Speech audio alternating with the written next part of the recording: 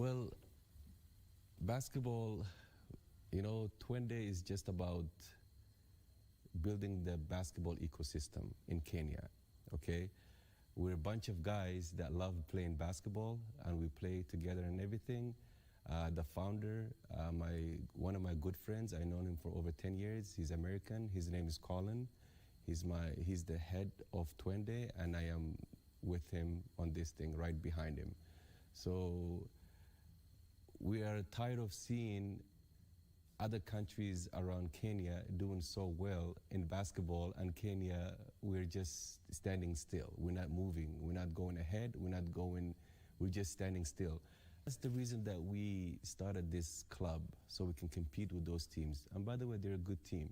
I used to play for KPA. Olinzi is I know the coach, and I'm sorry about the late coach that passed away for Olinzi. My regards to his family. They're a really good club. KPA, Olinzi, Equity as well. They're really good clubs. And all of these other clubs don't get anything, So that's why we want to compete with those clubs, and also not just those clubs. We don't want just KBF. We want to be outside. We want to be more than just, we want to show what Kenya basketball can do for Kenya as well. So we're just exploring everything all around. The Nairobi City Thunder have had one of the craziest off seasons I've ever seen in a while. In this video, we'll be doing a deep dive to see the new revamped Nairobi City Thunder in full glare and detail. But before we start, I want to just give a quick shout out to K-Hoops on game highlights. They have been producing one of the best, in the country, and top quality content in basketball. I'll leave the links to the full games in the description box, and also go ahead and subscribe to K-Hoops, because, man, great content coming on that side. And I'll be putting a few clips and playbacks as the video just progresses. So in the making of this video, I just looked at the way the Nairobi City Thunder they were playing. Right now they are up 3-0 in the regular season. They played against Anu, they played against USIU Tigers, and they played against Umoja, where they came up huge in all the 3 games. And before we start, please be sure to subscribe to the channel, hit the bell so that you can get notified. And also, please smash that like button. It helps me out a ton, help your boy out, man. So, without further ado, I'm going to just start with the quick timeline of the Nairobi City Thunder. I'm going to start off in 2019. So the Thunder made the finals 2019.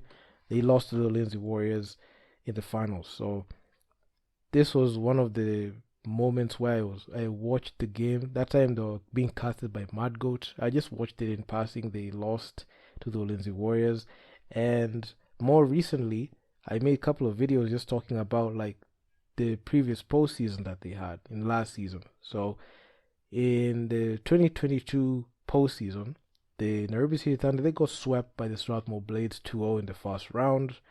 And looking forward to this series, in this season that they had in the first round, they did a reverse sweep on the Strathmore Blades. They went up 2-0. And in the second round, they met their Achilles heel. They had to match up against the defending champions KPA, while they lost their series 3-1. So in Nairobi, both teams were split on one game apiece. But when they went to Makande, KPA just put the hammer down and just won back-to-back games to clinch the series. And they went on to win the championship as well. So going into the off-season, the future for the Nairobi City Thunder was just up in the air, as they fell short year after year. And big moves needed to be made for contention, especially in the off-season. And they did have a blockbuster off-season. They were acquired by Twende under new management, and the blockbuster moves were made. I mean, Twende, when they acquired the Nairobi City Thunder, when I saw that, it was like, was it Twende City Thunder? Twende Nairobi City Thunder, let's go Thunder. So, man, just a side note. So, looking at the big moves that they made, they went ahead and signed the top players across all the teams in the league. So they signed the top quality players alongside retaining the services of some players from the previous season. So the team will still be captained by Griffin.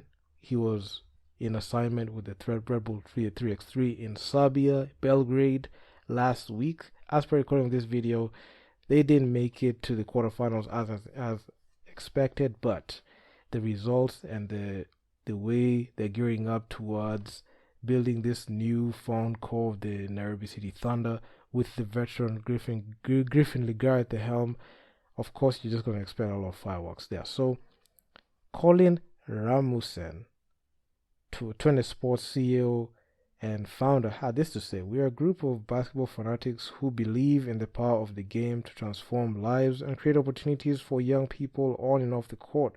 We are excited to take the team to the next level." So you could see there's a lot of forward thinking there. Also, Griffin Ligari had this to say, the team captain: "We are trying to change basketball from amateur to professional, create a new team that can compete not just in local basketball, but also in the continental basketball scene." And this has held true, because majority of the time you've seen Griffin Ligari play for the Kenyan Morans. His game in local ball in Kenya does not translate to continental.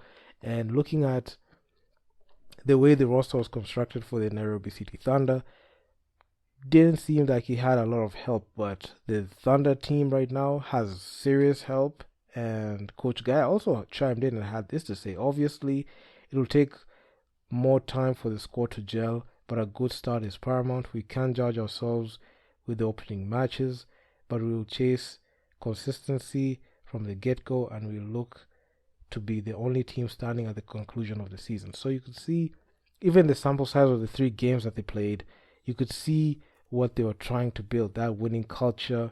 They're trying to set the tone for the whole season and also make a statement for the other teams, especially Equity, who have just been in a downward spiral. KPA, they've won back-to-back titles, but they're not looking as threatening as they were the previous season. So Griffin, he has fell short in the playoffs for years, but this time, with new management, they got him serious help, like literally a lot of help. So most notable signings: Fahim from the Equity Dumas, coming off a finals appearance, reuniting with the Thunder. So Fahim was a Thunder player in the free agency. He went to the Equity Dumas. In the previous season he played there, but now he's back. The reigning Div 1 MVP Ariel Ortega, he hit that buzzer beater. Man, it was just crazy to send the Strathmore Blades home as he clinched that Div 1 MVP. Widgers from the championship, he won the championship with KPA last season. KPA headed to Road to Bal, but this time they're going to be headed without him, as he's signed with the team right now. Daryl from the Strathmore Blades in the Premier League. Fidel Lokoth Fade, he played for the Morans. He didn't have a good showing with the Morans when he played in the Afrocan, but he's just shown some, signs that he can be able to help this Thunder team. Larry Shavanga from the USIU Tigers, a few surefire highlight reel coming off a win in Div 1 alongside Ariel Ortega. So him and Ariel Ortega, they were in the USIU Tigers team. James Mwangi played for the Equity Dumas, coming off a finals appearance alongside Fahim as well.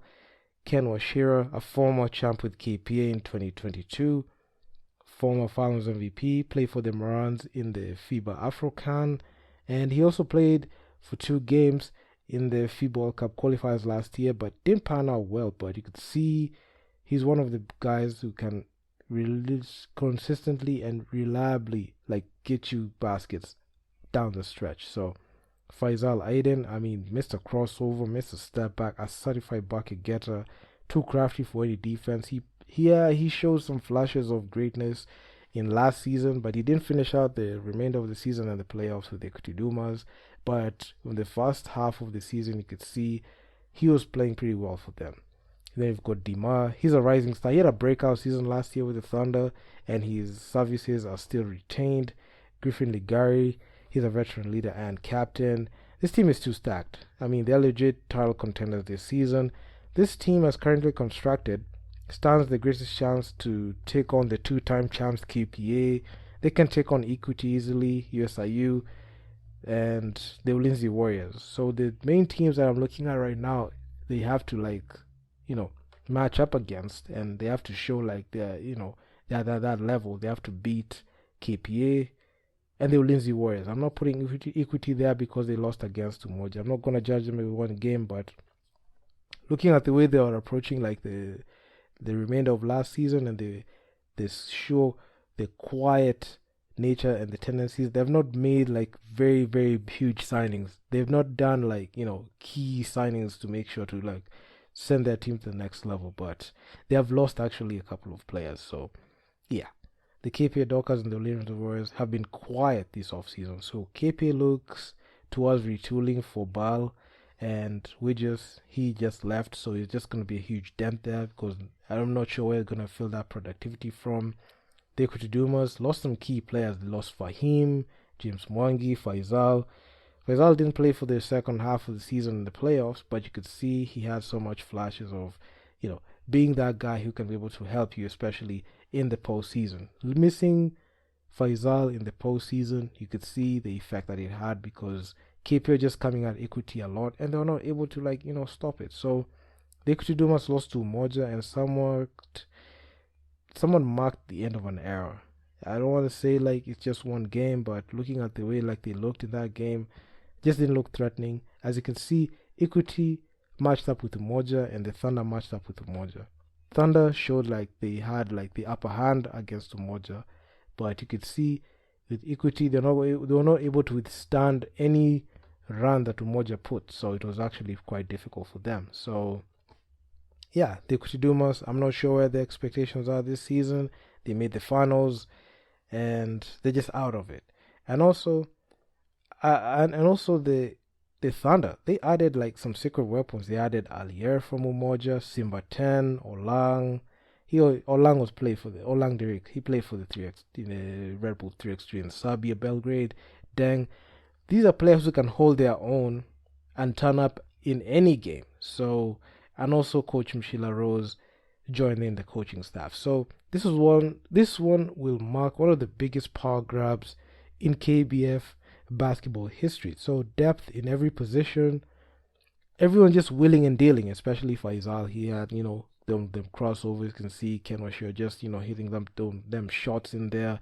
I mean, everyone just getting the groove on. So it's just trying to find a way to find a consistent team that the coach can be able to run with the whole season. So that's one thing that I'm just going to be being keen on. And looking at the games that they played, you could see they had a lot of depth there. Every lineup that they put in there, they just had good players. They just had more basketball players that could be able to throw it to the other side. So in the 3 games that they played, they beat the Wolfpack team, they beat the USIU Tigers, and they beat the Umoja team. And they beat them comfortably, and it was just one-sided. A lot of chatter in basketball is that they might win it all, going 22-0. I'm not sure if that's possible, but anything can happen. And making it back to the finals. The last time they were in the finals, they got beat by the Ulinzi Warriors. This time, they just needed to find a way to find a lineup and gel to the point where when the playoffs come in, they're able to beat a team 3 to 4 times. So there's also high anticipation for the Thunder KPA clash. I'm pretty sure this is like a matchup that a lot of people are just waiting for, and also Thunder versus Ulinzi. But I'm not sure people are going to get towards that because they just want to see the defending champions match up against the Nairobi City Thunder. So this will be one of the ages, and it's just going to be one of those box office matches that I'm just going to be waiting on. And also, right now, the Thunder are the team to beat. In the sample size of the games that they played, they have looked flawless both on offense and defense. And in a post from Instagram, I just want to read this because this is just quite interesting. Mark, they made this at the beginning of the season. Get ready for an exhilarating season of top-notch action as we strive for victory on the court. Our talented roster is geared up, our coaches are ready, and our fans are fired up. Stay tuned for thrilling games, epic plays, and unforgettable moments. So let's make this season one for the record books. And indeed they can be able to do that, because if you look at the body, or you can look at the bodies that are there in the team, if you look at the guys and the quality that they have, it's just a matter of time for them to win this league because they've had one of the biggest off seasons. They have had one of the biggest roster overhauls. It's only a couple like two. I've only seen Dima and it's only Dima and Captain Griffin. They have rehauled the whole roster, which is understandable because the other roster it wasn't cutting it, not able to like get to like the points that they needed. But if you look at the roster they have right now, they have the ability to be able to like be a much of a powerhouse team. They for the longest time have been put in that bracket of the self-sponsored teams, but you can see the self-sponsored tag put on them right now. They have serious cash and they can be able to compete with the likes of KPA and Equity. Equity are not looking that threatening. KPA, they don't look as threatening as they were in the previous years because they have just been, losing a couple of players. You can see Ken Oshira played for KPA about a season ago. He no longer plays there. You can see he left. So you can see KPA are just trying to retool, but in the process, you're not seeing them signing new players, and they've had a relatively quiet off season. But this video is not about KPA. I just want to see tell me what you guys think in the comments. I made sure to like get all the bases and all the facts together so that you can be able to like form a conclusion on this team because man, there's just a lot of basketball. There's just a lot to see on the Nairobi City Thunder team, and I just can't wait to be able to cover it because man, we're just in for one hell of a season, and I'll just be there to give my commentary on it. So tell me what you think in the comment section down below. Please be sure to subscribe to the channel, hit the bell, and also check out K Hoops because I've just been looking at them highlights from K Hoops YouTube channel, and they're just quite impressive. The games are impressive, the teams are impressive, especially the Nairobi City Thunder, the new revamped roster. This has just been great. So yeah, man, if you guys like the video, make sure to leave your feedback down in the comments on what you think. Man, I'm out. Peace. Will be competing. We know KP are there. We know Lindsay will be there knocking. And we're seeing the varsity sides coming out strongly now. Yes. Obviously the goal is to win. That's the goal. So if we win, that's well and good. But KPA, Olinzi, all of those teams, we are ready for them. Equity, we're all ready for them. But don't forget all of these other university teams that are very tough and ready to play and all of that. So we have to be focused. That's where the professional comes in with my boys, They have to be focused, they have to be working out, they have to be keeping in shape. Sometimes we practice twice a day, and we also got an American coach from the US, from the G League to come and give our boys training sessions, which is really good. He's training them, he's preparing them for these kind of things. So we'll be ready. We'll be more than ready for anybody.